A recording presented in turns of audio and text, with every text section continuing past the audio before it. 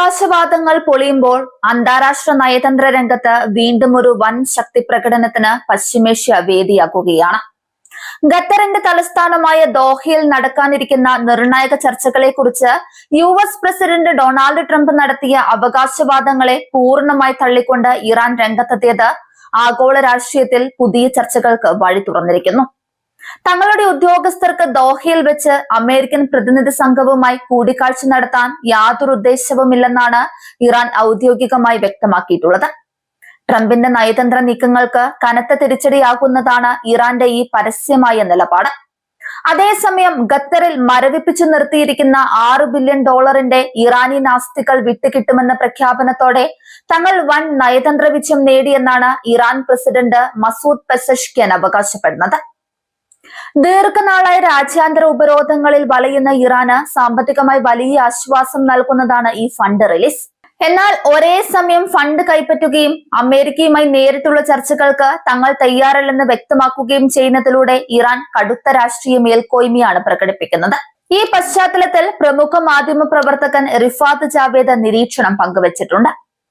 റിഫാത്ത് ജാവേദിന്റെ നിരീക്ഷണം അനുസരിച്ച് Donald Trump എപ്പോഴും മാധ്യമങ്ങളിലൂടെ വലിയ നയതന്ത്ര വിജയങ്ങൾ തന്റേതാണെന്ന് വരുത്തി തീർക്കാൻ ശ്രമിക്കുന്ന വ്യക്തിയാണ്. ദോഹ ചർച്ചകളെക്കുറിച്ചും ഇറാനുമായുള്ള ഒത്തുതീർപ്പുകളെക്കുറിച്ചും ട്രംപ് നടത്തിയ അവകാശവാദങ്ങൾ സ്വന്തം ആഭ്യന്തര രാഷ്ട്രീയ നേട്ടങ്ങൾക്ക് വേണ്ടിയായിരുന്നു എന്ന് വേണം കരുതാൻ. എന്നാൽ ചർച്ചകൾക്ക് തങ്ങളില്ലെന്ന് ഇറാൻ പരസ്യമായി പ്രഖ്യാപിച്ചതോടെ ട്രംപിന്റെ വൈറ്റ് ഹൌസ് പ്രതിരോധത്തിലായി.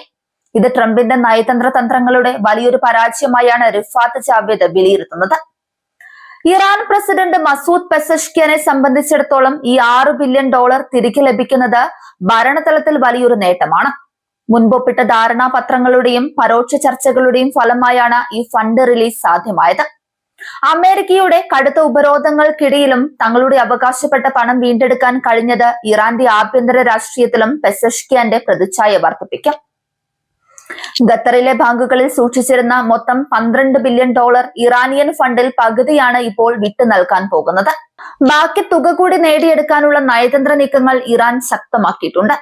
എണ്ണ, പെട്രോൾ കെമിക്കൽ മേഖലകളിലെ ഉപരോധങ്ങൾ ലഘൂകരിക്കുന്നതുമായി ബന്ധപ്പെട്ട ചർച്ചകളുടെ തുടർച്ചയായാണ് ഈ ഫണ്ട് റിലീസ് എന്ന് ഇറാനിയൻ മാധ്യമങ്ങൾ റിപ്പോർട്ട് ചെയ്യുന്നു.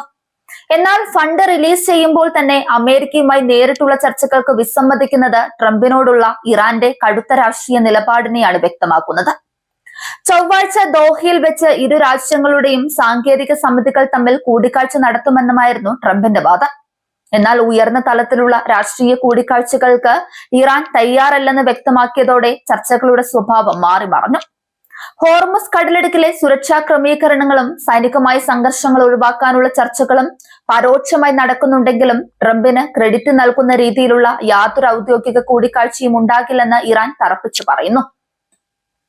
ഇത് അമേരിക്കൻ ഭരണകൂടത്തിന് വലിയൊരു തിരിച്ചടിയാണ്. റിഫാത്ത് ജാവേദിന്റെ വിശകലനത്തിൽ മറ്റൊരു പ്രധാന വശം കൂടിയുണ്ട്.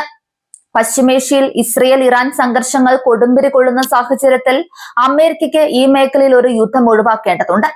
അതിനായി ട്രംപ് തന്നെയാണ് ഇറാനുമായി രഹസ്യമായും പരസ്യമായും സമാധാന ചർച്ചകൾക്ക് മുൻകൈ എടുക്കുന്നതെന്ന് റിഫാത്ത് ജാവേദ് ചൂണ്ടിക്കാണിക്കുന്നുണ്ട്.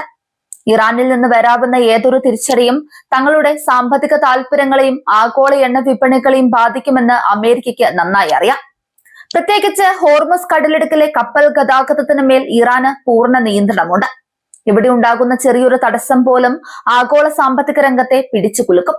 അതുകൊണ്ട് തന്നെ ഇറാന്റെ ആവശ്യങ്ങൾക്ക് ഒരു പരിധിവരെ വഴങ്ങിക്കൊടുക്കാൻ ട്രംപ് ഭരണകൂടം തയ്യാറാകുന്നു എന്നതിന്റെ തെളിവാണ് ഖത്തറിലെ മരവിപ്പിച്ച ഫണ്ടുകൾ റിലീസ് ചെയ്യാനുള്ള തീരുമാനം. എന്നാൽ ട്രംപിന്റെ ഈ വിട്ടുവീഴ്ചകളെ തങ്ങളുടെ വിജയമായി ചിത്രീകരിക്കാനാണ് ഇറാൻ ശ്രമിക്കുന്നത്.